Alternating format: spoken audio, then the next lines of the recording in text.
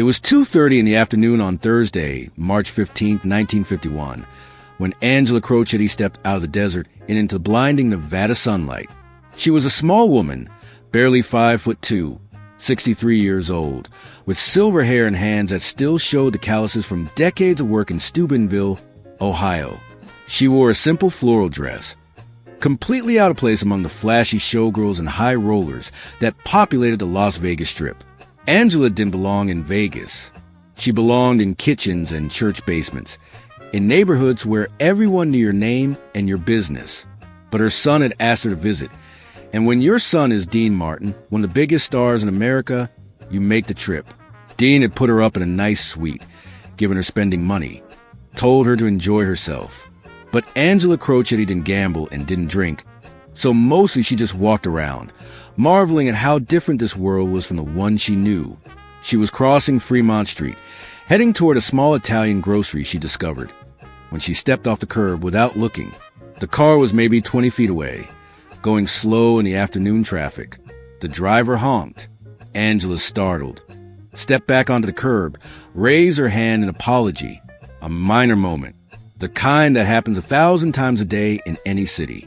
Except the car that honked was an unmarked police vehicle, and the two men inside were Officers Raymond Donnelly and Jack Shaw, and they were connected to interests that didn't like being inconvenienced, not even for a second, not even by an old lady who didn't know better. The car pulled to the curb. Both men got out.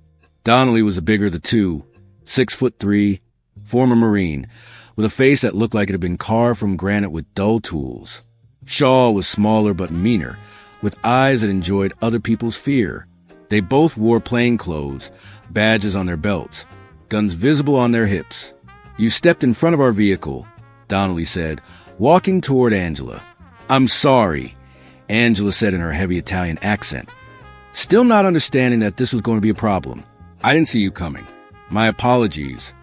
"Your apologies," Shaw repeated, mocking her accent. "You hear that, Ray?" "She's sorry." A small crowd was gathering. This was Fremont Street at midday. There were witnesses. There were always witnesses in Vegas. But that was part of the point. What happened next wasn't about stopping traffic or teaching a lesson about pedestrian safety. It was about power. It was about showing everyone watching that certain people could do whatever they wanted to whoever they wanted, and there wouldn't be consequences. "You could have caused an accident," Donnelly said, getting closer to Angela, looming over her. "You could have made us swerve. Hit someone. You understand that?" Yes, I understand," Angela said, started getting nervous now, recognizing the tone if not the specific danger. "It won't happen again. I'll be more careful." "Oh, you'll be more careful," Shaw said, circling around behind her. "Well, that's real nice of you. But see, we can't just let this go. That wouldn't be right. That wouldn't be doing our job." Angela turned, trying to keep both men in her sight, and that's when she made her second mistake. "My son, he knows people here. Maybe we could just forget this happened." The wrong thing to say. The absolute wrong thing to say. Because Donnelly and Shaw didn't know who her son was, didn't care. All they heard was an old Italian woman, probably connected to the small-time neighborhood crew that ran the Italian groceries and social clubs, threatening them with made men who were nowhere near as powerful as the casino bosses who had Donnelly and Shaw on their payroll. "Your son knows people?" Donnelly said, smiling now. "Well, my son, I know people too. And the people I know don't take kindly to threats." No, not a threat," Angela tried to explain, her English failing her in her panic. "I just meant." Shaw shoved her from behind. Not hard enough to knock her down, just hard enough to make her stumble forward into Donnelly's chest. Donnelly pushed her back. Shaw caught her and pushed her again. They were making a game of it, passing her back and forth like a toy, and she was crying now, frightened and confused, not understanding what was happening or why. "Please," she begged. "Please, I'm sorry. I didn't mean anything." The crowd watching had grown larger. 20 people, then 30. No one intervened. This was Las Vegas in 1951. You didn't intervene when cops were involved. You didn't get between the law and whatever business the law was conducting, even when that business looked wrong. even when it looked like two grown men terrorizing an old woman in broad daylight. Then Donnelly slapped her, open-handed, across the face, hard enough that the sound cracked across Fremont Street like a gunshot. Angela fell to the sidewalk, her purse spilling open, her glasses skittering across the concrete. She was bleeding from her lip, dazed, trying to understand what sin she'd committed to deserve this kind of punishment. "That's for stepping in front of our vehicle," Donnelly said, standing over her. Shaw kicked her purse, scattering coins and makeup across the street. "And that's for threatening us with your connected son." They got back in their car and drove away, left Angela Crocetti sitting on the sidewalk, bleeding, crying, humiliated in front of 36 strangers. Someone finally helped her up. Someone retrieved her glasses, one lens cracked.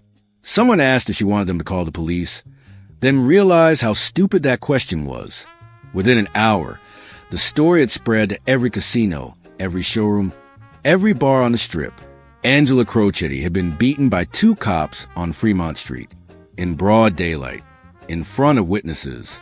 And here's the thing that made the story spread even faster. Angela Crocetti was Dean Martin's mother. Everyone expected immediate retaliation. Dean Martin was connected, not to the mob, exactly, but to people who knew people. He had friends in Chicago, friends in New York, friends in places that mattered.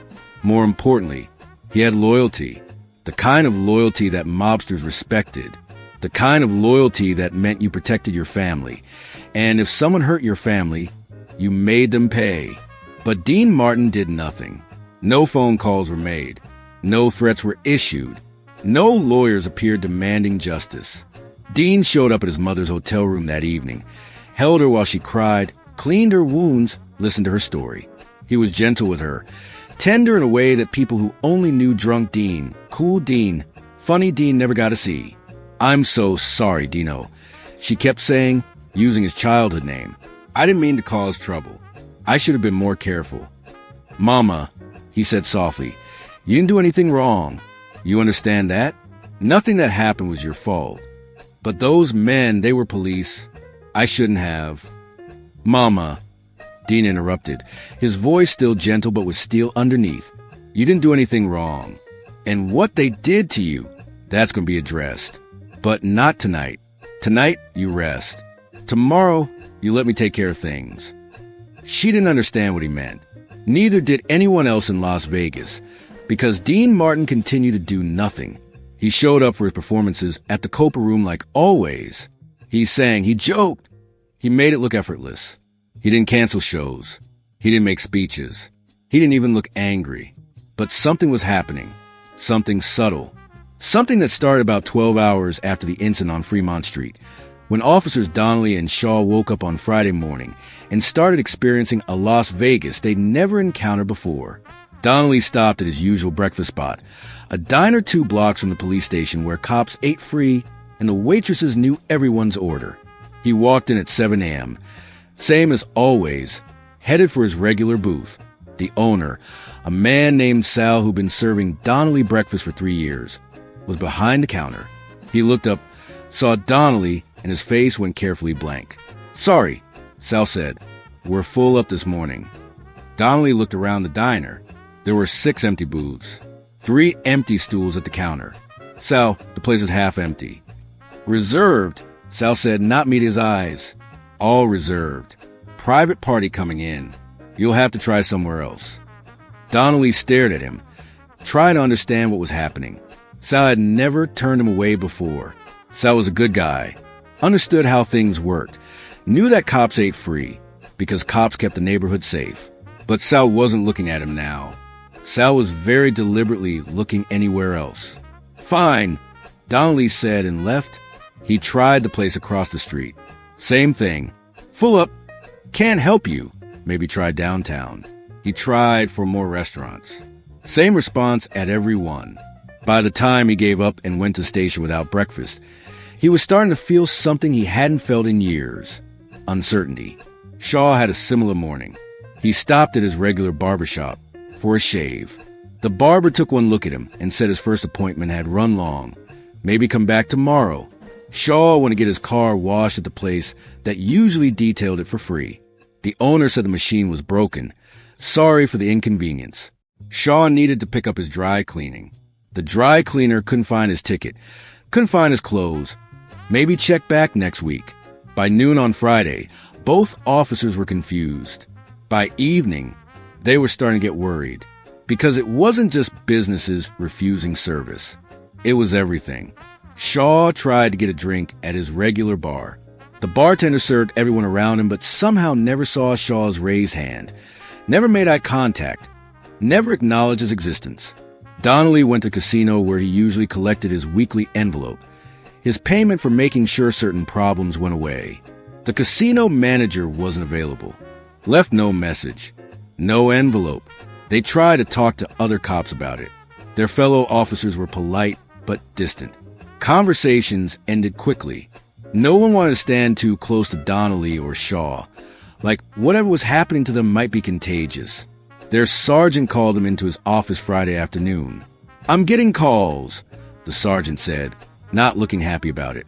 "Important calls. About you too. About some incident yesterday on Fremont Street. We stopped a jaywalker," Donnelly said. "Old lady stepped in front of our vehicle. We issued a warning." "A warning," the sergeant repeated flatly. "That's what you're calling it?" "That's what happened," Shaw insisted. The sergeant looked at them for a long moment. "I'm sure that's what happened. And I'm sure you wrote a report documenting this warning." They hadn't written a report. Of course they hadn't. You didn't document shaking down an old lady for stepping in front of your car. "We'll write one now," Donnelly said. "Don't bother," the sergeant said. "In fact, here's what you're going to do. You're going to take a few days off. Paid leave. Call it vacation. And you're going to stay out of sight until people forget about this." "Forget about what?" Shaw asked. "We didn't do anything wrong."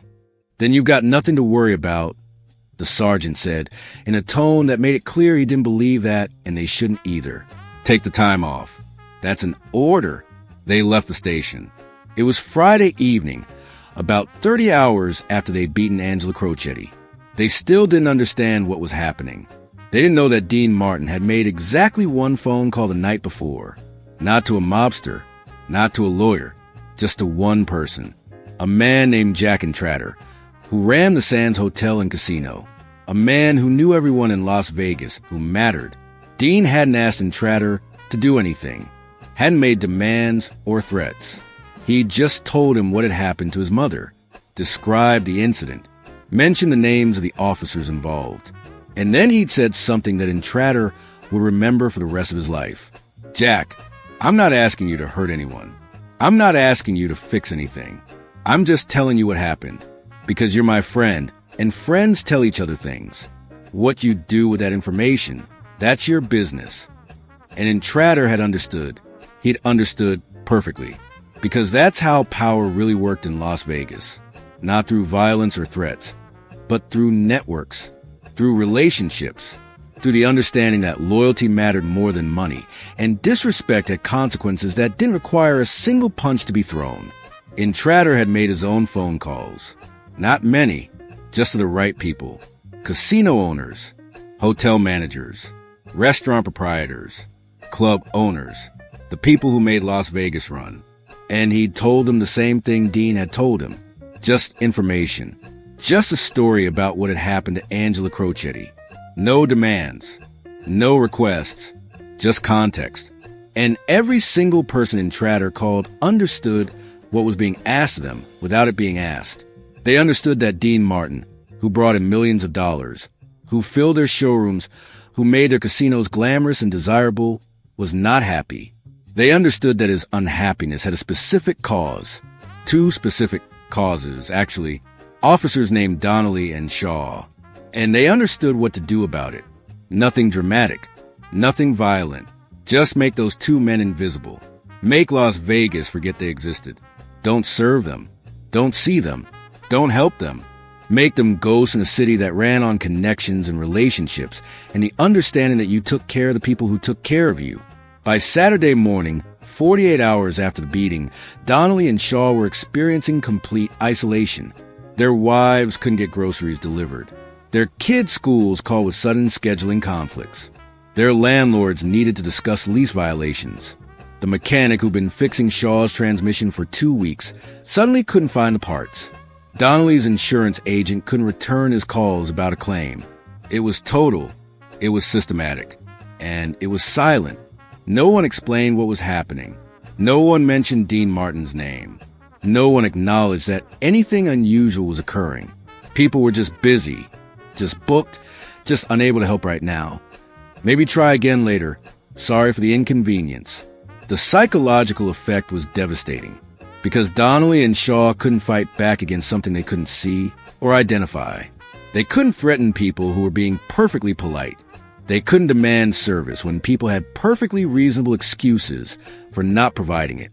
They couldn't even complain effectively, because what were they going to say?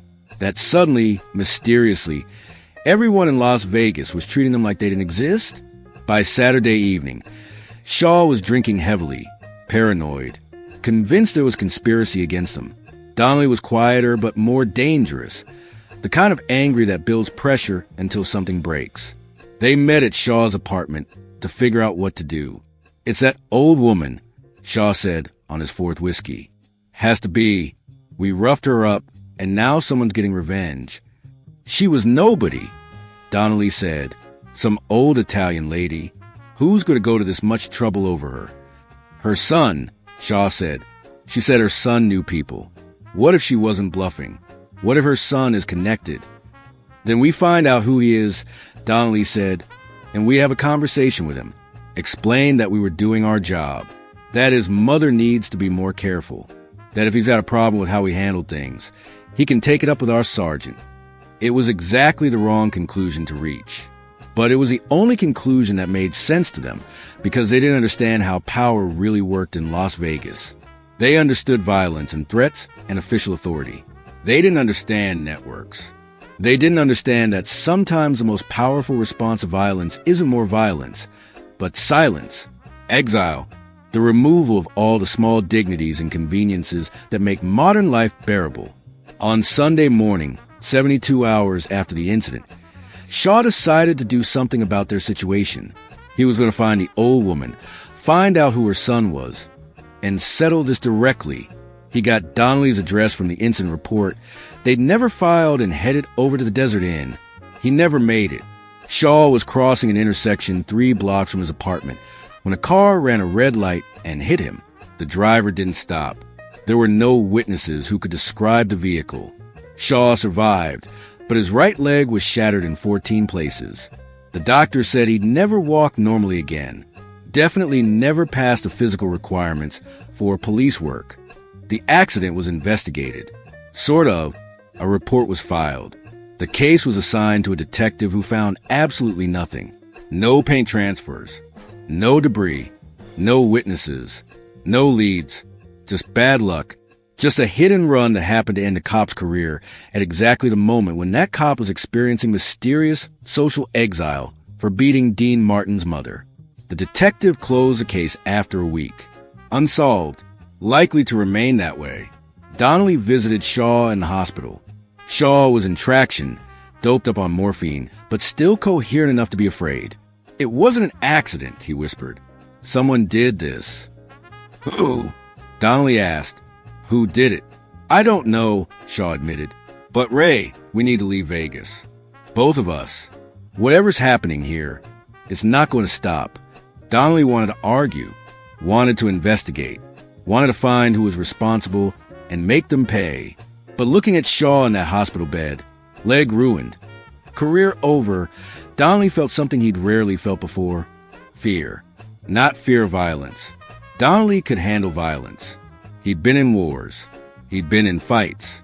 Violence had rules and patterns you could predict and counter. But this invisible pressure, the systematic erasure, this kind of power that could arrange a hit and run with no witnesses in broad daylight and make it look like random chance. This was something different. This was power he didn't understand and couldn't fight. By the end of the week, Donnelly had quietly requested a transfer out of Las Vegas, somewhere smaller, somewhere he could start over. His request was approved with unusual speed. No one asked him why he wanted to leave. No one tried to change his mind. It was like the entire Las Vegas Police Department was relieved to see him go. Shaw took disability retirement, moved back to Michigan where his sister lived, never returned to Nevada, and Dean Martin never said a word about any of it. He never claimed responsibility, never made threats, never even mentioned the incident publicly.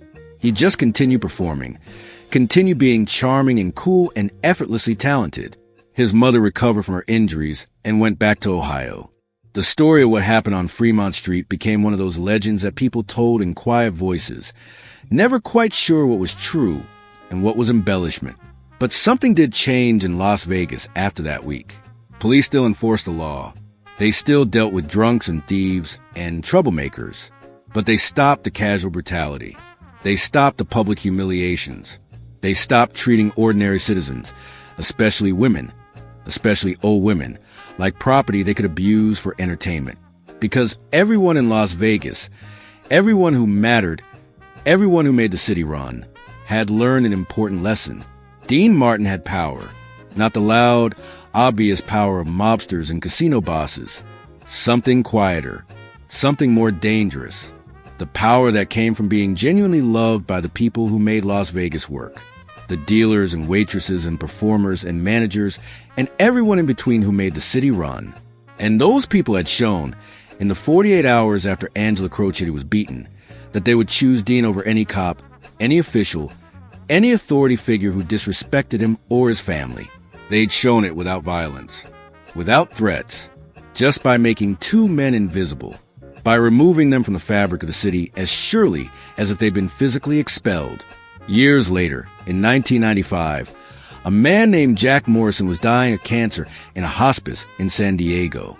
Morrison had worked as a floor manager at the Sands in the 1950s and 60s. He'd been there the night Dean Martin called Jack and Tratter about his mother. And on his deathbed, talking to a journalist who was writing a book about old Las Vegas, Morrison told the story of what had really happened. Dean never asked Jack to do anything. Morrison said, his voice weak but clear, never made demands. Just told him what happened. But we all knew what Dean needed. He needed those cops to understand that they'd cross a line, and he needed them to understand it in a way that didn't make him look like a thug or a bully. So Jack made some calls, the journalist asked. Jack made one call, Morrison corrected. To me, told me what happened, asked me to spread the word. And I did. I called maybe 10 people, told them the story, didn't ask them to do anything specific, just told them that Dean's mother had been beaten by two cops named Donnelly and Shaw. And everyone just understood. Morrison smiled weakly. In Vegas, you didn't need to spell things out. Everyone understood how the game worked. Dean filled our rooms. Dean brought in high rollers. Dean made us money and made us look good. Those cops, they were nobody. They were muscle hired by people who were already getting their money elsewhere. Losing them cost us nothing.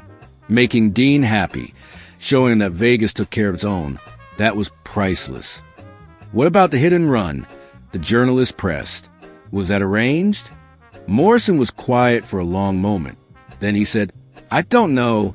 Honestly, it could have been random. Could have been exactly what it looked like. Bad luck and bad timing. Or maybe someone decided that just ostracizing those guys was enough. Maybe someone decided that a stronger message needed to be sent. But if that's what happened, it was done without Dean's knowledge or approval. Dean's not that kind of guy. He wouldn't order violence. He wouldn't need to. Because other people would do it for him. Because other people loved him enough to protect him without being asked. Morrison corrected. That's the difference. Dean didn't rule Vegas through fear. He didn't need to make threats or show strength. He just treated people with respect, made them laugh, made them feel special. And when someone hurt his mother, all those people he'd been good to, they took care of it. Not because he asked, because they wanted to. The journalist published Morrison's account in his book, but most people dismissed it as legend, as the kind of story that gets told about Vegas, because Vegas is a place where legends thrive. There was never any proof that Dean Martin had orchestrated anything. Never any evidence connecting him to Shaw's accident or Donnelly's exile. But the older dealers, the ones who'd worked the strip in the 50s and 60s, they knew the truth. They'd been there. They'd watched it happen. They'd been part of it. And when young dealers asked them about Dean Martin, asked what made him so special, they'd tell the story. Not as gossip, as history, as instruction. Dean understood something that most powerful people never figure out. One old dealer told his protege in the 1970s. He understood that real power isn't about making people afraid of you. It's about making people want to take care of you. It's about being the kind of person that when someone hurts you, everyone around you feels personally offended. Not because you demanded it, because you earned it. That was Dean Martin's legacy in Las Vegas. Not the songs or the movies or the Rat Pack legend. Not the cool demeanor or the drunk act or the effortless charm. His legacy was showing an entire city that violence is loud and temporary. But loyalty, real loyalty, the kind you earn by being genuinely good to people, that lasts forever. Angela Crocetti lived until 1966. She never returned to Las Vegas. The memory of what happened on Fremont Street stayed with her until she died. But she also never forgot what happened afterward. How her son had protected her without violence. How he'd made those men disappear without throwing a single punch. How he'd shown her that power, real power, didn't come from fists or badges or authority. It came from being loved, from being the kind of person people wanted to protect. Dean never talked about it with her, never explained what he'd done or how he'd done it, just held her hand and told her she was safe, that no one would ever hurt her like that again. And she believed him, not because he was famous or connected or dangerous, but because he was her son, and her son always kept his promises. On March 15, 1951, on a busy street just off the Las Vegas Strip, two corrupt police officers made a terrible mistake. They thought power came from badges and guns and the ability to hurt people without consequences. They thought an old Italian woman was nobody, just another immigrant they could push around to prove how tough they were. But that old woman was Angela Crocetti, and her son was Dean Martin. And in 48 hours, without a threat, without violence, without even raising his voice, Dean Martin taught those officers, and anyone watching, a lesson they'd never forget. Real power doesn't announce itself. It doesn't need to. It just is. And when you cross it, you don't get a fight. You don't get a confrontation. You just disappear. The city forgets you. The people who used to help you can't see you anymore. And if you're really unlucky, if you push too hard or go too far, something happens. An accident, bad luck, misfortune. No one claims responsibility. No one needs to, because that's what power looks like when it's real, when it's earned, when it's backed not by fear, but by love. That's the story of how dirty cops beat Dean Martin's mother in Las Vegas, and how 48 hours later, one of them never walked again, and both of them learned that in Dean Martin's Vegas, respect wasn't optional. It was the price of admission. And if you couldn't pay it, the city would make you leave. Not with violence, not with threats, just with silence, just by turning away, just by making you invisible until you got the message and disappeared on your own. That's restraint. That's reputation. That's silent power. That's Dean Martin.